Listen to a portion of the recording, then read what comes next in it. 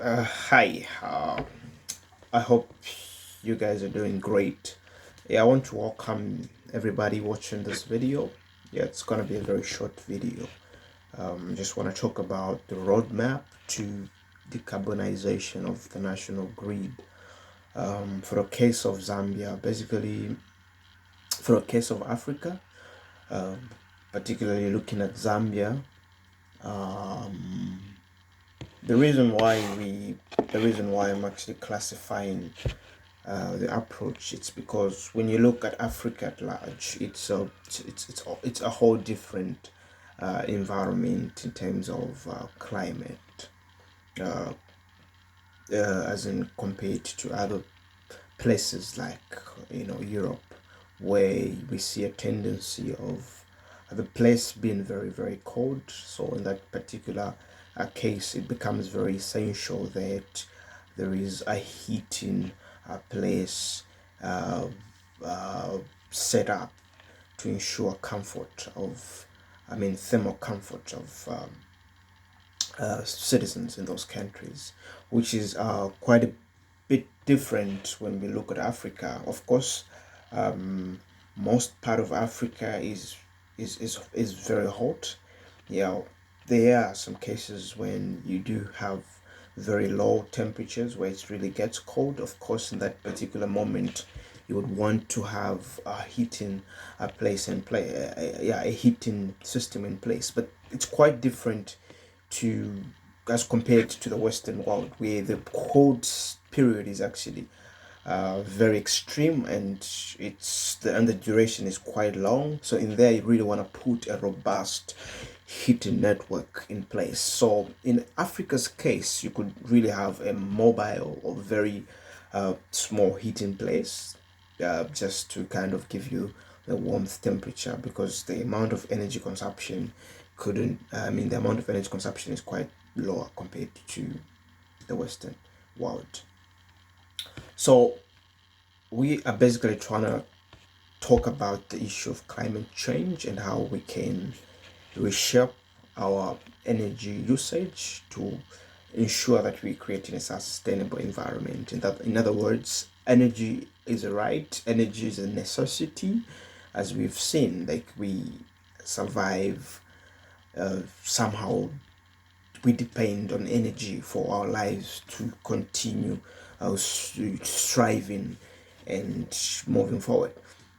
But the conventional way of energy production is producing a lot of emissions, which is detrimental to our environment. So it becomes essential that even for a country like Zambia begins to explore options on how we can decarbonize the grid, how we can have emission-free power generation, and it really works very handy for us, because when you look at the network, 80% of the energy mix is hydropower, which is a renewable energy resource and doesn't have emissions at all, which is a good thing. So the only thing that we really need to meet the demand, which is quite high at the moment, would be probably looking at micro generation to increase power supply to meet the demand. And we do have a lot of solar resource, but we all know the challenge that comes with solar energy is storage.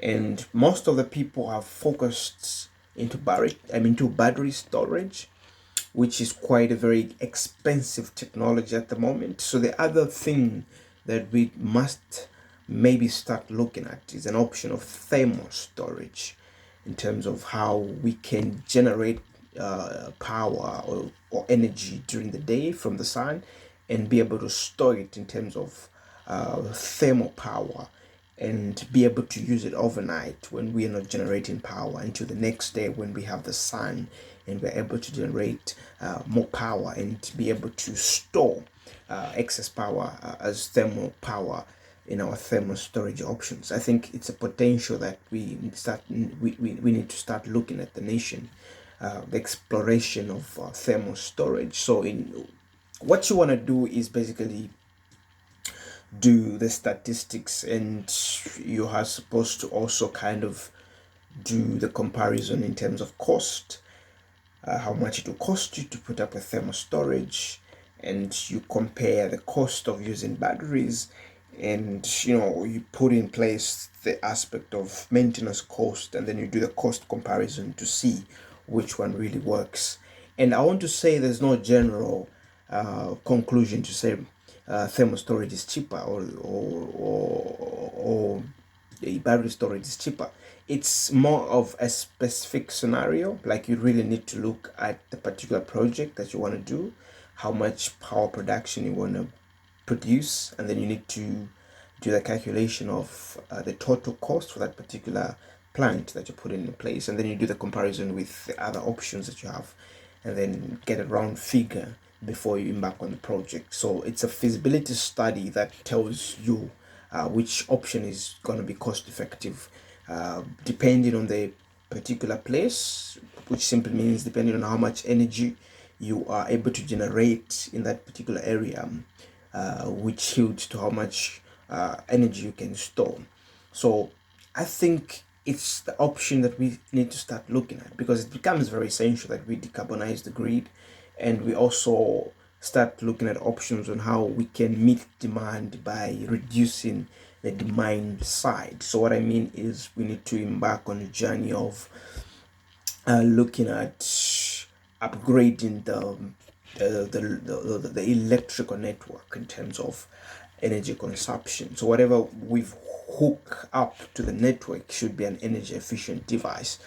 So what we simply doing is reducing energy demand, so that we can easily match the supply and demand to have a stable power system, which is very essential that the supply meets the demand. So if the demand is too high, then we stress the network by trying to have more supply. And we should remember to say there's limits to this. I mean, a power network has got limits in terms of capacity, in terms of thermal capacity, in terms of insulation layers. So the best approach to minimize the stress of power generation, other than exploration of storage for renewable energies, would be upgrading the grid, upgrading the network to start using highly efficient electrical networks on the grid, so that we can lower the demand side and work with the low supply that we have. But at the end of the day, it's going to be a balanced network. The supply demand balances, and we have a stable power system. So I would like to further have a discussion on this, a more detailed discussion, where we basically will focus on the grid, in terms of the limits of the grid and the options that we have in terms of trying to decarbonize the grid and also stabilize power supply. So we're basically talking about upgrading of the grid. What technologies can we put in place?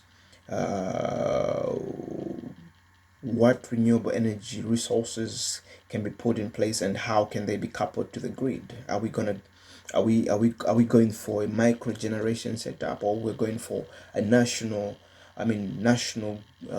grid coupling with renewables? I think this is what we should start talking about, looking at the future of energy in Zambia as well as Africa at large. Hope you really got one or two things from this video, and I'll see you next time. Have a good day. May God bless you.